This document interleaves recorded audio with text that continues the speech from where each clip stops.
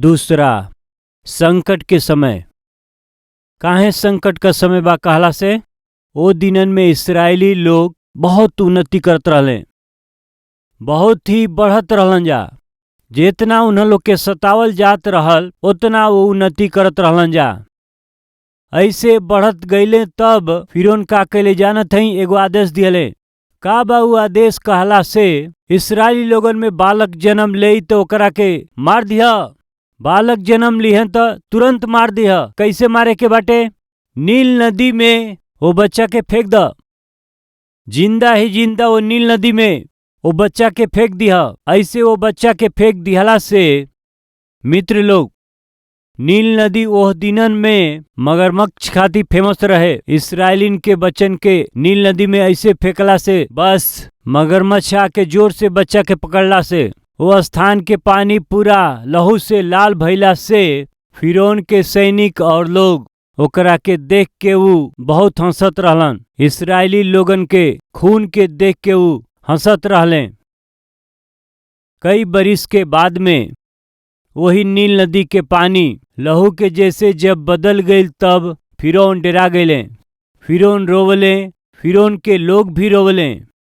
जौना वजह से फिरौन और फिरौन के लोग एक समय में हंसले रहलन जा। वही के आधार बना के परमेश्वर का कैले जानत हई, उन्हन लोग के भी रोवले। प्रिय भाई और बहन लोग सुनी जा, आज रउआ जेकरा बारे में आनंदित हई, जेकरा बारे में रउआ खुश हई और जेकरा बारे में रउआ मगन बानी, जेकरा कारण रउआ घमंड करत हई, ओकरा कारण ही एक दिन रउआ के रोवे के पड़ी।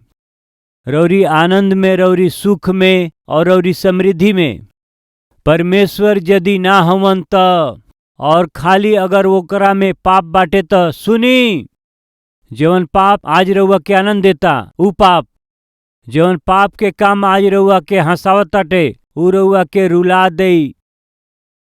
एक दिन ऊ रउआ के बर्बाद कर देई। एक दिन रउआ के सिर उठावे ना देई।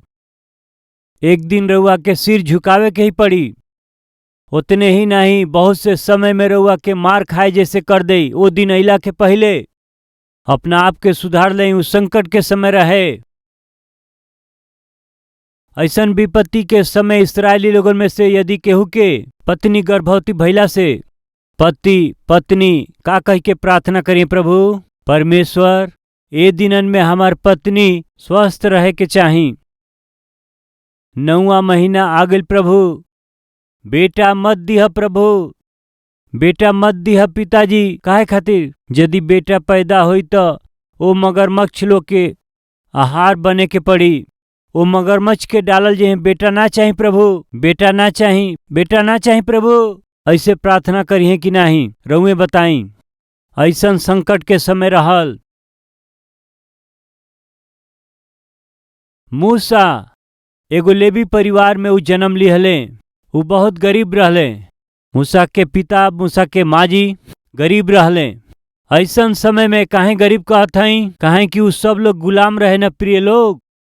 ऊ सब फिरौन के पास काम करे वाला ना हवन। सेंट्रल गवर्नमेंट के नौकरी निखन करत, स्टेट गवर्नमेंट के नौकरी निखन करत।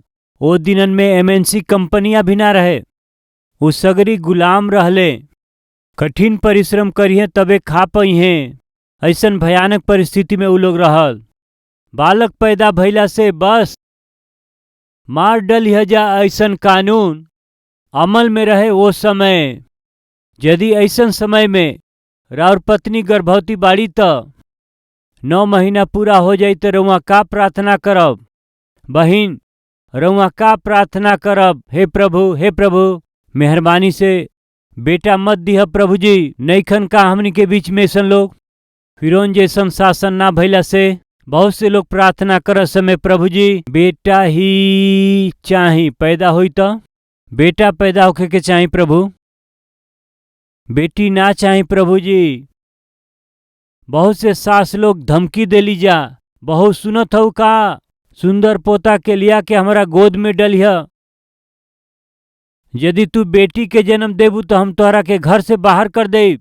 यदि बेटी पैदा हुई तो तोहरा के घर से निकाल देब। इनकर सास कहले होती तो ई सास पैदा होती। एक बार रउआ सोची यदि ई सास पैदा भइली त दूसरा सास इनके स्वीकार कर ली यही से। कितना मूर्खता बा प्रिय। यदि बेटी पैदा कर देलू तो घर से बाहर कर दे। बेटा ही होके के चाही, पोता ही चाही। कितना कंडीशन बा प्रिय लोग। और कुछ लोग जाके छुप के स्कैन करा लेलन, वो गुप्त रूप से जा करके लड़की बा कि लड़का बा वो चेक करा लेलन। उस सरकार के दृष्टि में अपराध काहे न होखे। मैनेज करके हाँ लड़का है या लड़की है पहले से ही जान लेलन। लड़की होई तो मार दिहन जा, एबॉर्शन कर दी हैं। हम पूछत हैं कि रउआ में फिरौन के मन बाटे ना? रउआ में भी फिरौन जैसे शैतानिक स्वभाव बाना? लड़की होई तो का होई, लड़का होई तो का होई, तोहरे बच्चा है ना। कितना दुखित बा। कितना खतरनाक और विपत्ति से भरल समय रहे आज हमनी में केहू बाटे का। विपत्ति से भरल समय में गुजरत हई। परिस्थिति ठीक नहीं खे। हमारा घर के मालिक, हमारा बिल्डिंग के मालिक बिल्कुल ठीक ना होवे। नौकरी कैला के जगह में हमारा अधिकारी बिल्कुल ठीक ना होवे। हमार सास बिल्कुल अच्छा ना है, ससुर बिल्कुल अच्छा ना हुए। यदि रहुआ अपना जीवन में संकट भरल परिस्थिति में, संकट से भरल लोगन के बीच में, संकट से भरल समय में रहुआ बानी तो रहुआ का कह, प्रभु प्रभु हे प्रभु समय ठीक नहीं खे प्रभु, ई लोग अच्छा नहीं खे प्रभु, ई लोग धोखेबाज बाने प्रभु, कृपया हमार प्रार्थना के सुनी प्लीज प्रभु। ऐसन मत करी प्रभु, वैसन मत करी प्रभु, ऐसन ना होके के चाहे प्रभु, ऐसन ना होके चाहे प्रभु। ऐसे सहज रूप में हमनी का अपना आसपास के लोगन के कारण, परिस्थिति के कारण, कंडीशन के कारण परमेश्वर के सलाह देते रहले जाए ऐसन मत करी प्रभु, प्लीज प्रभु ऐसन मत होके दें प्रभु, ऐसन मत होके दें प्रभु जी, कृपया ऐसा ना होके। सही बाटे कि ना? हमन में से कितना लोग परमेश्वर के सलाह देला ना हुए कहल जाई। परमेश्वर केहू सलाह देवे लागेलन। मूसा के माता, मूसा के पिताजी हो सकेला परमेश्वर से कहले हुई रउआ के मालूम बा। दुष्ट के शासन काल में प्रभु बालक लोग के जन्म दिहल, ये बहुत खतरा बा पिता। लड़कन के बच्चे के चांस नहीं खे प्रभु, मेहरबानी से लड़का मत दें पिता। शायद प्रार्थना कैले हुई हैं, वो प्रार्थना कैले रहले कुछ और उत्तर का मिलल बताई जरा, बताई। बेटा बहुत समय में फोन आवेला, बेटी पैदा भइल बड़ी, वो चेहरा में आनंद ना रहेला। सामान्यतः हमेशा रोवे के मूड बा। फोन आइल, का घर से फोन आइल बा? आइल बा, का खबर बा? कौनो खबर आइल बा? का खुश खबरी, लड़की भइल बा, लड़की पैदा भइल बा। वो ऐसन मुंह बना देलन कि बोले के ना चाही, का बोले के बताई। लड़की पैदा भइल बा जी। कितना बार बहन लोग आके हमारा पासे प्रार्थना करावेली, ब्रदर 5 महीना हो गई हमार बेटी पैदा भइल, अब अहीं तक पति ना आइले।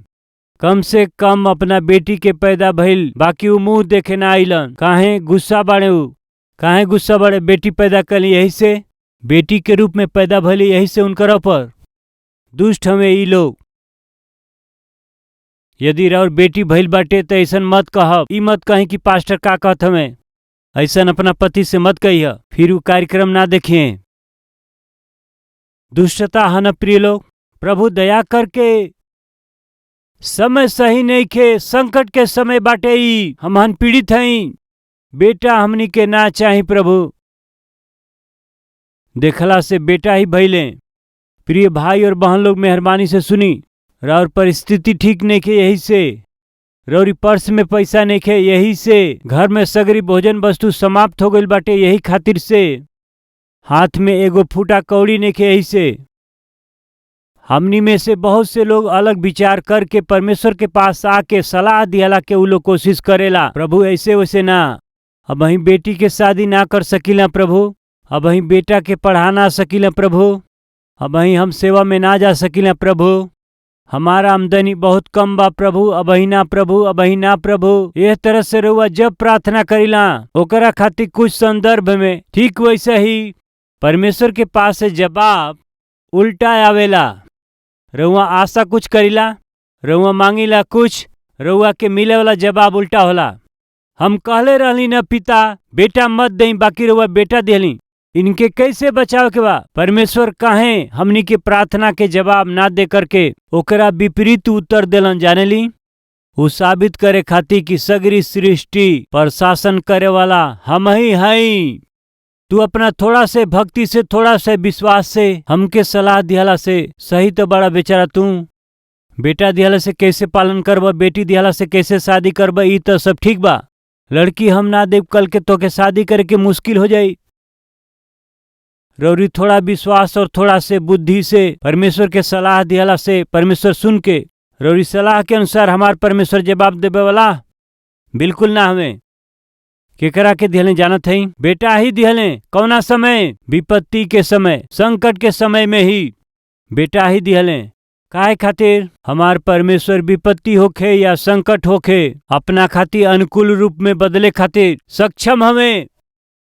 वो मार डली हैं जा प्रभु, वो तोहके पता बा। तोहरा बेटा के ऊपर मक्खी भी ना बैठे, रक्षा करब हमके पता बा। तू जवन कर सकेला कर। तोहरा बेटा के बारे में जवन सावधानी करे के बा कर। तोहरा बेटा के का करे के बा हम देखब। 3 महीना ही माँ अपना बेटा के रखली, प्रार्थना से प्रेम से उ लोग पाल लिहले, बाकी ओकरा बाद में उनसे ना भइल। विश्वास से उ टोकरी में रख देले। ओकरी बाद का भइल रउआ जानत हई? उनके टोकरी में रख के उनकरा के नील नदी में छोड़ दिहली। राजा के हुक्म के अनुसार ही कैली। बाकी उनके कैल गई काम में विश्वास बाटे। उनकरा कैल काम में विश्वास बा। उनकरा कैल गई काम में आगे करता बा। उनकरा कैल गई काम में प्रार्थना बाटे। बेटा के नील नदी में छोड़ दिहली। परमेश्वर का कैले? फिरौन के बेटा ना रहले, फिरौन के बेटी के बच्चा ना रहे। वो परमेश्वर के मालूम बा प्रिय लोग कि के का देवे के बा, के का नेखे देवे के। बेटी ना भइला से फिरौन के बेटी के दुख में सामने ही एगो सुंदर लड़का दिखाई दिला से चुप ना रह सकली। तुरंत जाके उनके उठा लिहली और रोवत बच्चा के वो गोद में लिहली। वही दिन कठोर फिरौन के बेटी नील नदी के पास जब स्नान करे खातिर गईली, वो बेटा के गोद में ले लिहला खातिर का मजबूर कैलस जानत हई? वो नन्हा मूसा के आंसू, मूसा के बहावल आंसू के देखे वाली फिरौन के वो बेटी पिघल गई। प्रिय लोग, नील नदी में डाल दिहल गई रहे वो यहूदी बालक के वो अपना गोद में लिहली। आंख के पुतली के समान 40 बरिस तक मिस्र में रहे वाला सगरी विद्या के वो सिखा दिहली। ऐसे सिखावे के रुआ कारण जानत हई? ये सब कुछ हाँ परमेश्वर के योजना हुए। सगरी विद्या के सिखला के बाद में मूसा एगो फैसला कैले का ये राजमहल से हमके बाहर जाए के बा, परमेश्वर के इच्छा पूरा करे के बा, उपयोगी होके के बा। बाकी जल्दीबाजी में वो काम कैले का कहला से परमेश्वर के समय का इंतजार कैला बिना, परमेश्वर के विधि के अनुसार परमेश्वर के लोगन के ना विधि के ना जाने के गुस्सा और क्रोध के प्रदर्शन कैले एगो मिस्री व्यक्ति के मार दिहले। वहां ये बात फिरौन के मालूम हो गई और मूसा के भागे के पड़ल। आवेश और क्रोध मूसा के बहुत ही संकट में डाल दिहलस। सब कुछ खोवा दिहले, सबसे वो दूर हो गए। एगो अनाथ बन के रह गए। एगो पिछड़ा जीवन उनकरा के 40 बरस तक जिए के पड़ गई। प्रिय भाई और बहन लोग, संकट के समय में, विपत्ति के समय में परमेश्वर का कैले जानत हई? अपना मर्जी के अनुसार विपरीत परिस्थिति के वो अपना अनुकूल परिस्थिति में बदल दिहले। मूसा के बचा लिहले, 40 साल जंगल में ट्रेनिंग दिहले। मूसा के फिर से बुलौले, जौना देश में सगरी विद्या के वो सीखले ओमा लेके अइले। जेकरा के देख के वो भाग गए रहले, वही फिरौन के सामने परमेश्वर मूसा के खड़ा करके फिरौन डेरा जाऊं से ऐसन कैले। कितना अद्भुत प्रभु बाड़े। जौना फिरौन से डेरा के मूसा भाग गए, उहे फिरौन मूसा के देख के और थथरा के कांपे जैसे परमेश्वर कैले।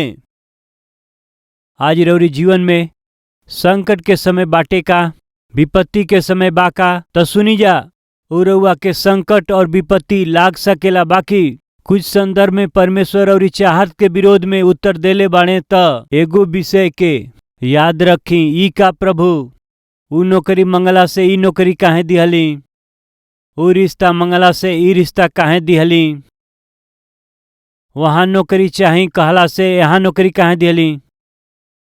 रउआ जवन प्रार्थना करीला, कई बार परमेश्वर वो प्रार्थना के वैसन जवाब ना देके कोनो और जवाब देलन। मेहरबानी से बिल्कुल निराश रउआ मत होई। काहे खातिर राउर कैल गईल प्रार्थना रौरी नजर में का रउआ खातिर प्रतिकूल बा, का रउआ खातिर अनुकूल बा, का रउआ खातिर सही बा, जोड़ घटा के रउआ प्रार्थना के कैले बाड़ी। बाकी परमेश्वर के मालूम बाटे कैसन जवाब दिहला से रउआ के बहुत ही खुशी से रउआ जियब, सुरक्षा से रउआ जियब, परमेश्वर के रउआ महिमा करब। परमेश्वर के पता बाटे खत्म कर थई।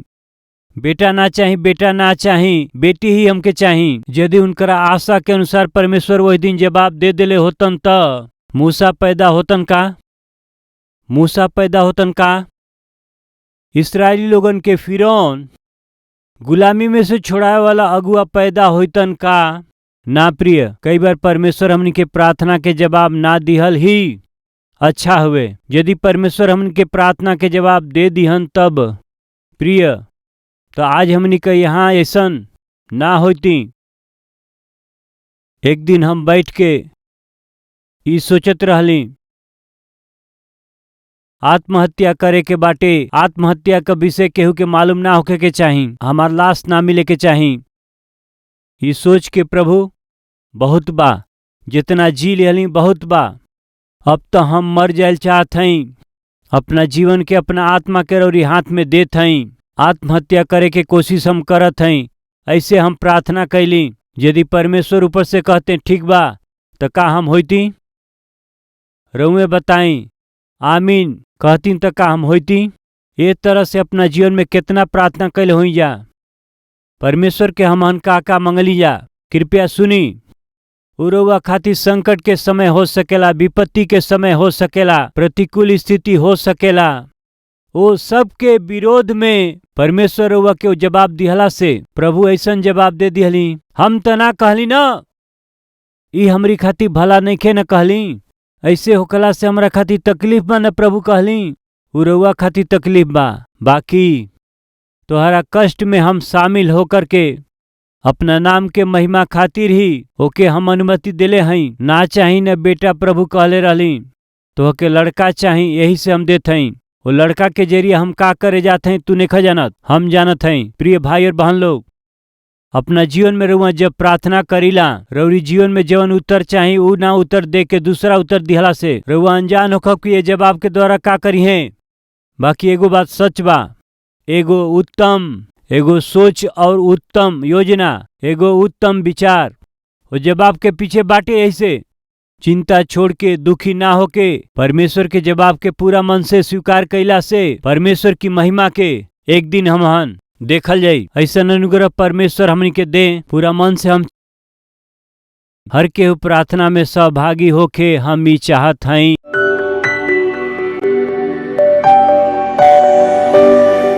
महान पवित्र प्रेमी पिता परमेश्वर सीधा और साफ हमनी से बात करे खातिर और धन्यवाद होखे। मूसा के जन्म लिहला के समय संकट से भरल रहे, विपत्ति से भरल रहे। ऐसन समय में वो माता और पिता बोलल होखी हैं, ना चाही पिताजी, हमनी के बेटा ना चाही। उ लोग मंगले कुछ और रउआ दिहली कुछ। हमहन के जीवन में कई बेर हमहन मांगे लीजा कुछ और रउआ देली कुछ और। रौरी प्रति हमनी के गलत फहमी करके बहुत समय में अविश्वास के देखावत आयल बनी जा। बाकी उनकरा मंगला के अनुसार रउआ लड़की देती त मूसा पैदा ना होइतन, इजरायली लोगन खातिर एगो अगुआ पैदा ना भइल होतन। प्रभु फिरौन के पंजा में से रौरी लाखों बच्चन के छोड़ावे खातिर के अगुआ के होई। प्रभु हमनी के बस अपना आँख के सामने दिखाई देला, बस उहे दिखाई देला। कुछ लोग उहो ना देख पावेला, आँख धुंधला बाटे। बाकी पूरा संसार के एक ही नजर में रउआ देखे वाला परमेश्वर हई। हमहन के इंसान खाली चेहरा देखे ली जा, बाकी इंसान के मन के देखे वाला परमेश्वर हई रउआ। हमहन का आज का होई ई देखे ली जा, बाकी रउआ कल का होई ओकरा के भी देख पावेली। रउआ सर्व ज्ञानी हई। पिता विपत्ति के समय होके, संकट के समय होके, विपरीत समय काहे न होके, सबके अनुकूल और विशेष बदले वाला परमेश्वर रउआ है। पिता रउआ के धन्यवाद स्तुति। जौना फिरौन के देख के मूसा डेरा गए, भाग गए, वही मूसा के देख के फिरौन थरथराए लगले। पिता जेकरा के देख के हमहन डेरात हई, एक दिन आवत बाटे उन्हा लोग के हमनी के देख के डेराए के होई। जेकरा के देख के पिता आज हमहन घबरात हई जा, उन्हा लोग के हमनी के देख के घबराए के होई। वैसे हमनी का जीवन होए के चाही। ओ तरह से प्रभु जी हमनी के दर्शन देई, तरस खाई। हमन भाई बहन के रउआ डर से और भय से सबके प्रभु छोड़ा लें पिताजी। यीशु मसीह के नाम से मांगत हैं पिताजी, आमीन।